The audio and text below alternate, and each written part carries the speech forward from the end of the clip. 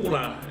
A nossa chegada ao SATED, a essa chapa que a gente chama Renovação e Transparência, depois de 32 anos de uma mesma gestão, ela vem com necessidade da categoria que vinha se organizando aí desde do início dos anos 2000 e vê a necessidade de ter um sindicato atuante, um sindicato que esteja à altura das lutas e do ativismo político, principalmente na cidade de São Paulo.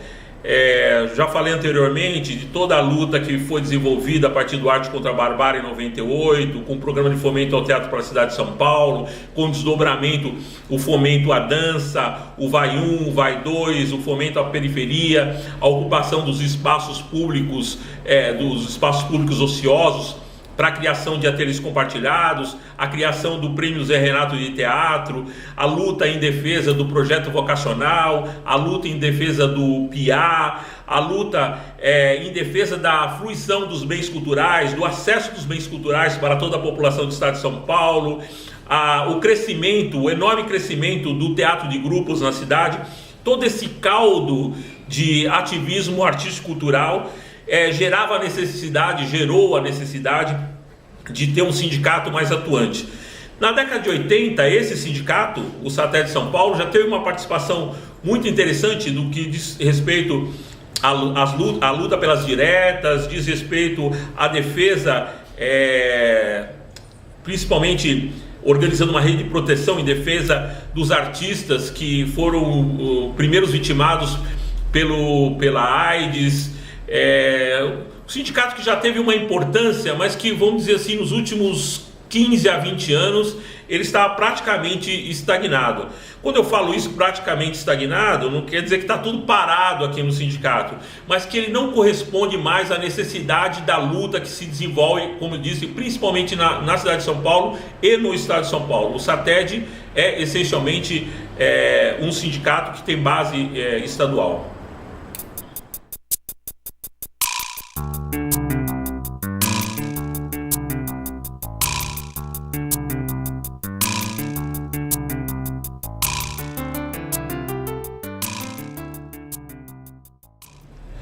Olha, foram implantadas 18 metas e a ideia do plano de metas é a gente, de alguma forma, não se perder no processo de gestão, uma forma de organização do projeto de gestão. Mas, basicamente, elas tinham dois veios, dois fluxos, né? Um fluxo diz respeito ao que a gente costuma dizer, a formação de uma rede de proteção aos artistas, que diz respeito à luta por moradia, à luta pela valorização da categoria, à luta por buscar meios, formas e maneiras de conseguir melhores condições para a aposentadoria dos artistas e técnicos. Esse seria um fluxo. E o segundo fluxo seria o fluxo da luta política, a luta por melhores acordos e convenções coletivas, a luta política essencialmente, né, que se mostrou muito pertinente recentemente na luta contra a censura, ao qual o Sindicato dos Artistas e Técnicos do Estado de São Paulo, nos anos 80, sempre foi uma vanguarda, e esse sindicato tem cerca de 83 anos e já lutou em períodos de autoritarismo, no período da ditadura militar contra a censura, mas essencialmente os planos de meta, eles correm nesses veios. Uma rede de proteção, que podemos chamar que é uma rede não só de serviço, mas também é político, mas vamos dizer assim, de buscar alguma forma mirar num estado de bem-estar e valorização da categoria. E o outro diz respeito à própria proteção do trabalho, então seria a luta pelas convenções coletivas, a luta contra a censura, a luta necessariamente em defesa do registro profissional, como a gente vai ver mais tarde, e durante esse processo, alguma coisa a gente conseguiu avançar. Não seria verdade da minha parte se eu dissesse que eu estou muito satisfeito com o que foi cumprido.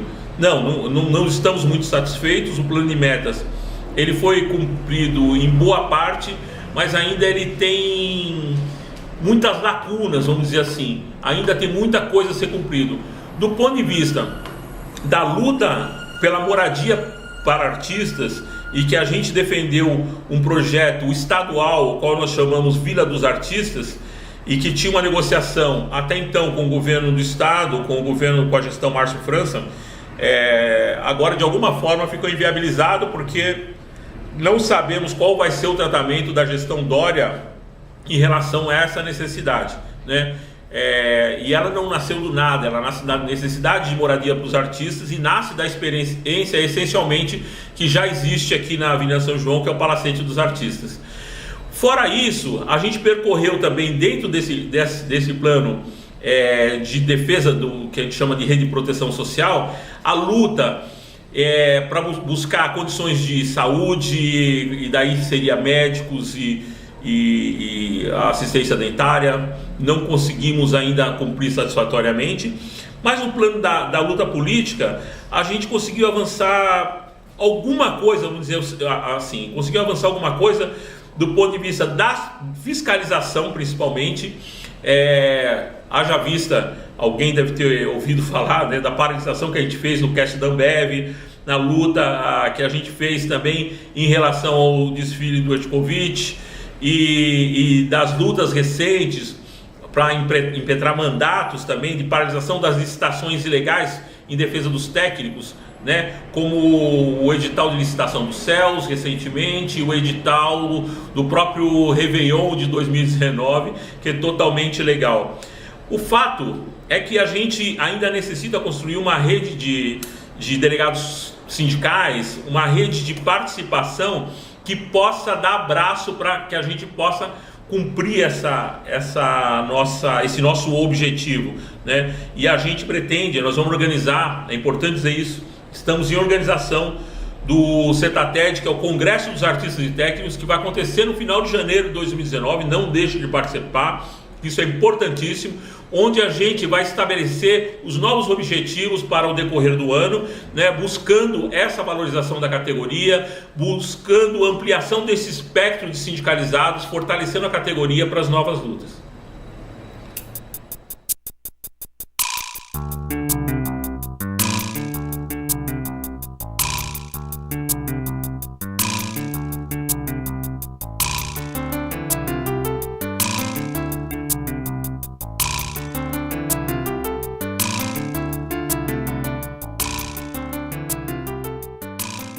Bom, a medida provisória 841, ela veio, do nosso ponto de vista, ela veio como um balde de água fria na luta por ampliação de recursos para a cultura. Ora, se a gente vem ampliando os recursos para a cultura, na luta, defendendo a ampliação dos recursos da cultura, ao passo disso, o governo Temer lança a medida provisória 841, que retira recursos das loterias destinados à cultura, esporte e ao FIES. Então, o que a gente fez nesse período? A gente organizou um ato no Tuca, em São Paulo, junto com a AB, junto com entidades representativas.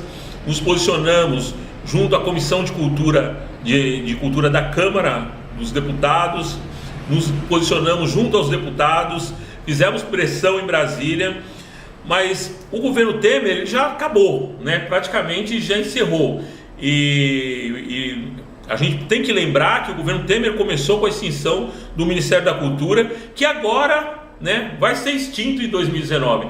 Então existe um descaso muito grande, não só com a medida provisória 841, que retira recursos da cultura, mas existe uma incompreensão muito grande por parte da população, incentivado por alguns parlamentares que, do meu ponto de vista, fazem uma contrapropaganda do financiamento à cultura, com ataque à Lei Rouanet, como se os artistas, como eles mesmos dizem, mamam nas tetas do governo, né, sem fazer um levantamento adequado para onde esses recursos da Lei Rouanet estão sendo destinados, que a gente tem provas disso, que são destinados a grandes produtores, a grandes institutos, a grandes, vamos dizer o seguinte, empresários do setor, mas que essencialmente não chega na ponta, não chega no ator. O cachê do ator, o cachê vamos dizer assim, o ator é o chão de fábrica da produção cultural. E esse chão de fábrica, ele vem, com o decorrer dos anos, ele vem sendo essencialmente vilipendiado quando existe corte na cultura. Quer dizer, então quando existe corte em qualquer produção, quem vai perder não é o grande produtor, não é o empresário, mas quem vai perder é o ator, quem vai perder é quem está na linha de frente, quem empresta seu rosto, empresta seu corpo para estar de frente com o espectador. Então nós entendemos que a medida 841 ela vem nessa esteira de grandes ataques que a cultura sofreu durante o ano de 2018 e que nós lutamos bravamente com essa, junto à Comissão de Arte e Cultura da OAB, e que estamos preparados inclusive para resistir agora no ano de 2019. Eu acho que todo cidadão consciente, ele pode ajudar do ponto de vista de buscar esclarecimento concreto do que representa cada política pública dessa que é atacada. O que é mesmo a Lei Rouanet? O que é mesmo, o que tem representado o Ministério da Cultura para a produção cultural, artística cultural durante os últimos 10 anos? Eu acho que existe uma grande falta de esclarecimento. Eu acho que a população nos ajuda na medida que ela vai buscar conhecimento, ela vai buscar esclarecimento de onde estão sendo utilizados esses recursos e não fica à mercê de fake news que são circuladas pela rede social hoje.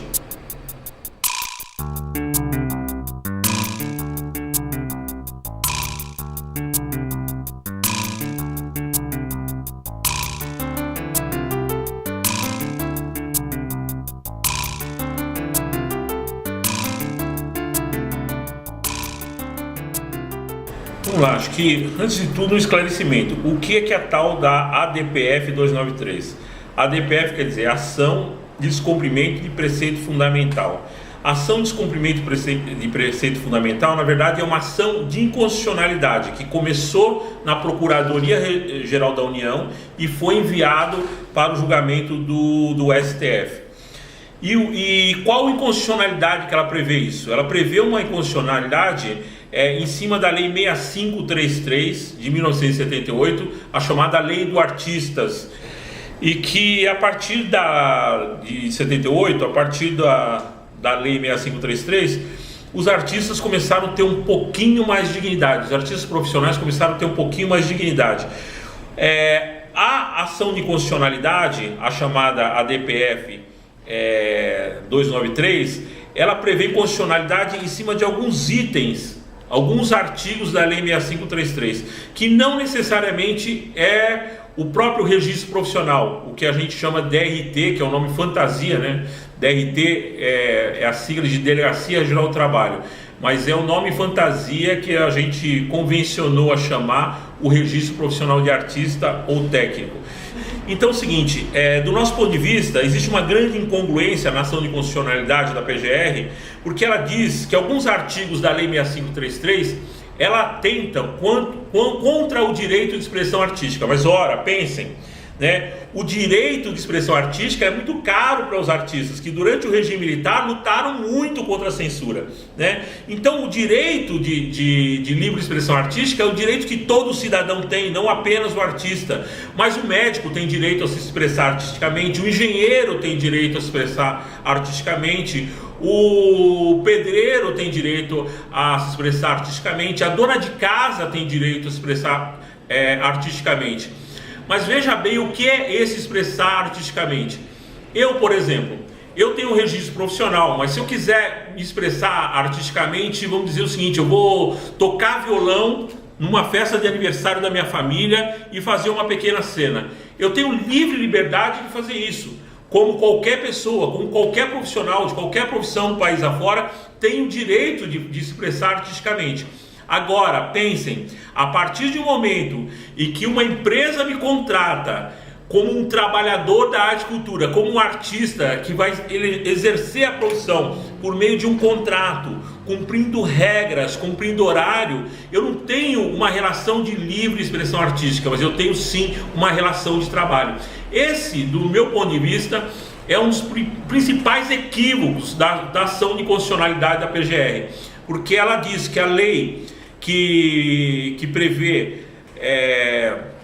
o registro profissional, as formas pelo qual se obter o registro profissional, através do atestado de capacitação fornecido pelos SATEDs, ou através dos cursos técnicos profissionalizantes ou os cursos de graduação, ela diz que isso é um impedimento à liberdade de expressão artística.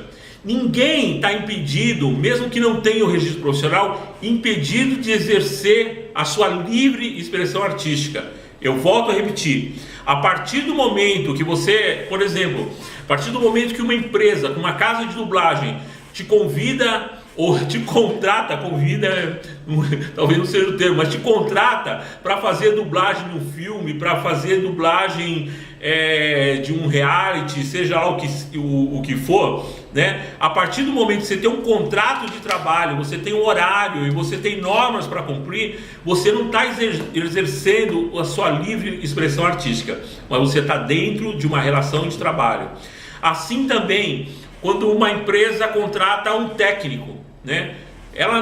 O técnico, também está dentro da Lei 6533, o técnico que tem que elaborar, por exemplo, montar a iluminação de um show ou de um espetáculo artístico qualquer, seja teatral, seja musical, ele não está exercendo a sua liberdade, nem a liberdade como ser humano. Ele tá ali submetido a uma relação de trabalho, né? Uma relação de trabalho que você tem uma hierarquia, que você tem horário para ser cumprido e você tem regras para cumprir, né? Então, quando a gente fala da Lei 6533, a Lei 6533 ela prevê uma relação de trabalho, não prevê uma relação de liberdade de criação artística.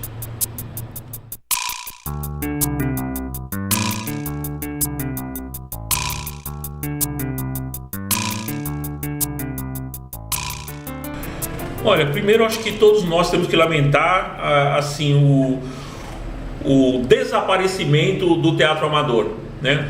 Porque o desaparecimento do teatro amador, ele impossibilitou essa atividade de amor mesmo artística, amador no sentido daquela pessoa que não quer exercer, ou mesmo que um dia venha a querer exercer profissionalmente a profissão, mas ele é antes de tudo um amante das artes, né? O jovem que ingressa no teatro amador é uma pessoa que busca forma de se expressar e colocar tudo aquilo que ele tem como a sua visão de mundo, a sua possibilidade de contribuição para o debate do pensamento crítico na sociedade. É uma perda, é um grande, vamos dizer assim, um grande pesar que a gente vê o desaparecimento do teatro amador. Quanto à questão da situação das escolas de formação profissional, quando a gente assumiu aqui no começo desse ano a direção do SATED, existia um reclamo muito grande ao que grande parte da categoria chamava a venda de DRT, né? O que eles chamavam de DRT dizia o seguinte: é uma subestimação do trabalho do ator, de que qualquer pessoa pode exercer aquela atividade. E daí eu quero voltar a fazer uma ligação com a DPF 293. Talvez seja verdade que qualquer pessoa consegue exercer o trabalho artístico, né? E tenha livre, garantido pela Constituição, tem a livre liberdade de expressão artística. Qualquer pessoa é capaz de exercer o trabalho artístico segundo o Paulo. Poucas são as pessoas que são capazes de exercer o trabalho artístico profissional. É outra coisa. Se a gente não separa as duas coisas, né, a gente acha o seguinte, que ser profissional, um artista profissional, é uma posição tal que qualquer pessoa sem treinamento corporal, teórico, de compreensão poética, de formulação, de capacidade de formulação estética, é capaz de exercer esse trabalho. Eu discordo totalmente, e essa foi uma questão muito questionada quando a gente assumiu aqui, né? Em geral, os artistas e os técnicos, eles cobravam a valorização da categoria através de uma maior exigência do registro profissional, um maior rigor na emissão dos atestados de capacitação. O que foi feito aqui pela nossa comissão de capacitação? A gente, antes de tudo, como é parte da política dessa gestão, a gente abriu um debate com todas as escolas, né? Não excluindo nenhuma, o debate foi livre e aberto, e chegou-se a alguns critérios, que talvez não dê para anunciar todos aqui, mas que basicamente eu posso dizer o seguinte: é um entendimento de que a atividade artística e técnica profissional, ela reúne uma enorme quantidade de conhecimentos conexos, uma enorme quantidade de aptidões que não necessariamente diz respeito ao direto à atividade que vai ser exercida. Vou explicar rapidamente. Um ator, por exemplo, ele tem que ter conhecimento da literatura, ele tem que ter conhecimento da história, e é muito bom que ele conheça o cinema, é muito bom que ele conheça a história do cinema, é muito bom se ele puder conhecer alguma coisa da psicologia humana na composição dos seus personagens, né? Pensando que no teatro e na ficção que trata basicamente da condição humana, né? Então todos esses elementos, né, eles passam a ser valorizados dentro da formação do ator e do técnico. Então, vamos dizer assim, vou centrar basicamente no trabalho do ator, porque talvez no técnico existe uma coisa mais cartesiana e linear. Explico. Não é possível ser técnico sem conhecimento de eletricidade, sinto muito, né? Isso é muito cartesiano e objetivo. Eu quero ser técnico de luz, mas não conheço nada de eletricidade, sinto muito. Você não consegue ser um técnico de luz, né, se você não tem conhecimento de eletricidade. Mas estou falando do caso do trabalho artístico, que ele é mais, vamos dizer o seguinte, ele é mais aberto. Não sei se usa essa palavra aberto, toda vez que eu uso essa palavra parece que eu quero dizer muita coisa e não diz nada, mas não é aberto, mas eu acho que a palavra ele é interrelacionado, ele tem uma complexidade tal que o artista ele não está apegado simplesmente a um trabalho essencialmente dirigido ao corpo. O corpo e o intelecto no trabalho artístico eles estão amalgamados. O corpo ele tem que responder ao intelecto e o intelecto tem que responder ao corpo, percebe? Então, desse ponto de vista, eu acho muito acertado a posição que foi tomada pela comissão de capacitação, que daí tem uma discussão sobre aumento de carga horária e tal, mas a discussão tal é o seguinte: por que a capoeira não faz parte da formação do ator? Ela faz parte da formação do ator. Qualquer trabalho de corpo, ainda que seja um trabalho de corpo do ponto de vista do exercício esportivo, de uma atividade esportiva, de formação desse corpo do ator, ele é considerado dentro da formação. Daí talvez a nossa esse leque ampliado e essa visão mais ampla dentro dessa complexidade que é o ator profissional.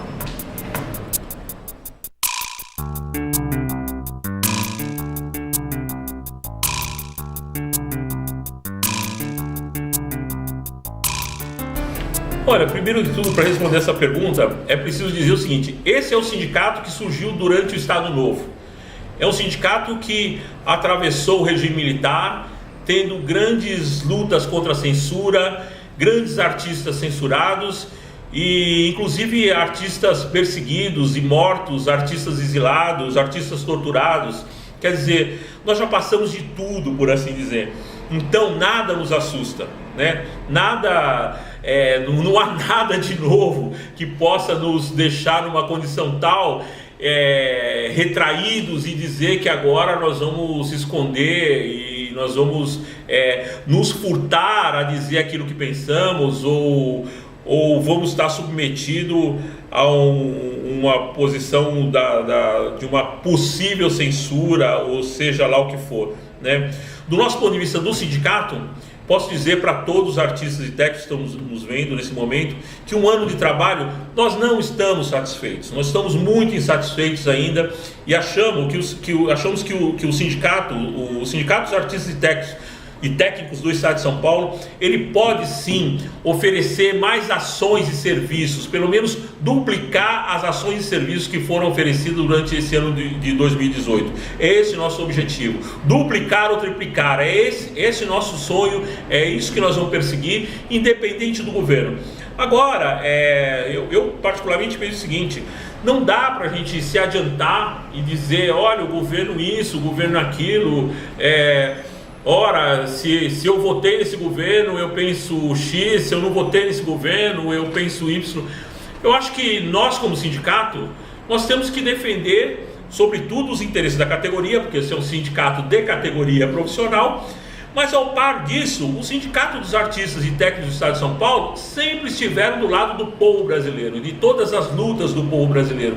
Eu acho que essa é a tradição do sindicato, de defesa das liberdades individuais e políticas, de defesa das escolhas artísticas, estéticas, das construções poéticas, das mais variadas possíveis, da liberdade de expressão no seu sentido mais amplo. E é isso que essa é a nossa perspectiva para 2019. É isso que nós vamos defender. E se, caso haja algum embargo, algum embarreiramento nessas aspirações humanas, que não é só do sindicato, mas a liberdade é uma aspiração humana, se tiver algum embarreiramento, é óbvio que nós vamos lutar, como o sindicato sempre lutou, e essa é a nossa função, e para isso contamos também com todos os artistas e técnicos do Estado de São Paulo.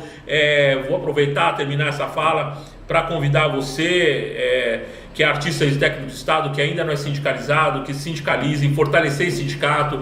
O sindicato, durante esses últimos anos, todos os sindicatos vêm sendo atacados, né? As formas de financiamento dos sindicatos, elas estão cada vez mais perdendo substância. Os sindicatos tendem, a gente brinca aqui, fala assim, o sindicato tem tudo para fechar. Se ele continuar, é porque a categoria quer que ele continue. Então, eu faço esse apelo para o seguinte: se você quer manter esse sindicato aberto, um sindicato de luta, em defesa da categoria, em defesa do povo brasileiro, das suas aspirações mais legítimas, como as liberdades individuais e políticas, participe do seu sindicato, compareça, participe do Congresso dos Artistas e Técnicos, que será realizado em janeiro de 2019. Contamos com todos e venha, esse é o seu sindicato.